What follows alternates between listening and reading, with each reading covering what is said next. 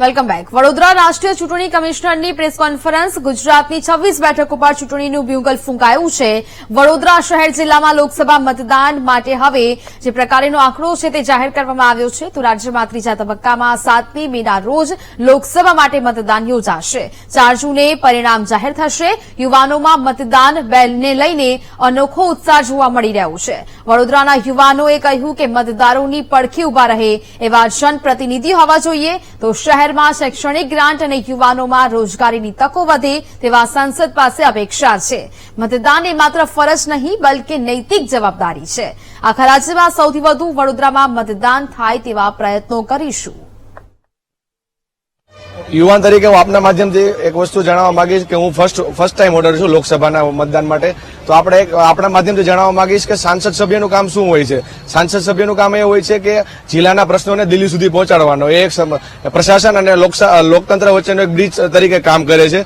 તો યુવાન તરીકે હું શાળા કોલેજમાં ભણી રહ્યો, હાલમાં અભ્યાસ કરું છું MS યુનિવર્સિટીમાં. તો આપના માધ્યમથી જણાવીશ કે MS યુનિવર્સિટીમાં જે કોન્ટ્રાક્ટ પદ્ધતિ આવી ગઈ છે એના લીધે દિવસે ને દિવસે MS યુનિવર્સિટીનું શિક્ષણ કથળતું જાય છે, જેના લીધે વિદ્યાર્થીઓને માઇગ્રેશન કરવું પડે છે, જેથી વિદ્યાર્થીઓ કેનેડા જેવા વિદેશોમાં જઈને પોતે સેટલ થાય છે, ઇન્ડિયામાં રહેતા નથી. તો આવા પ્રશ્નોનું સોલ્યુશન લાવવું જોઈએ.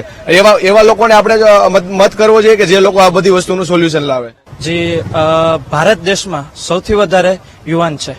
જો યુવાનોનો એક એક મત બહુ કિંમતી છે ને જો ભારત દેશના દરેક યુવાન એક સાચી નિષ્ઠાથી અને સારી રીતે મતદાન કરશે તો ભારત દેશનો વિકાસ સંપૂર્ણ થવાનો જ છે.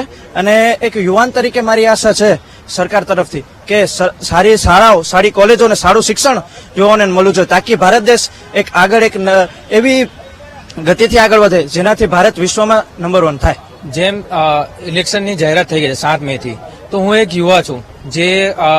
જે રીતે મેં કહેવા માંગુ છું કે યુવાની એક ઈચ્છા હોય છે કે તે શિક્ષણમાં તે આગળ વધે. જે રીતે ન્યૂ એજ્યુકેશન પોલિસી 2020 આવી છે તેનાથી યુવાનોને અનેક લાભો મળે છે, તેવા બીજા લાભો બી મળે. તેની માટે આપણે જે સિટીના જે ઉમેદવાર છે તેને એક સેતુ તરીકે, જેમ કીધું કે આપણે એક સેતુ તરીકે જે આપણું કામ સિટીથી લઈને દિલ્હી સુધી પહોંચાડવાનું કામ કરશે. તો તેના માટે હું ઇલેક્શનમાં ભાગ લઈશ અને બીજા બધાને પણ આહવાન કરું છું જે દેશના નવા યુવાનો છે જે પહેલી વખત વોટ નાખવાના છે તે પણ આ પર્વનો આનંદ લે અને તેને પોતાની શક્તિ સ્વરૂપે આખા વિશ્વમાં ભારતમાં દેખાડે તેવી મારી ઈચ્છા છે.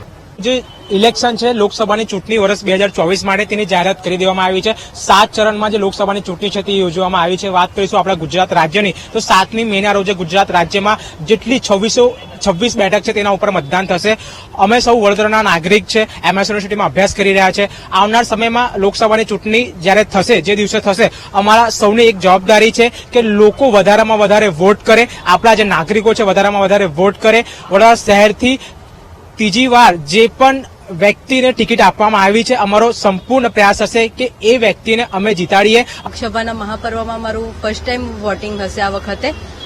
જેમ કે રોજગારીની તકો જે આપણને મોદી જ્યારે સરકાર આવી છે તો આપણને મહિલાઓને આ વખતે પહેલી વખત લોકસભામાં 33% અનામત મહિલાઓને આપવામાં આવ્યો છે.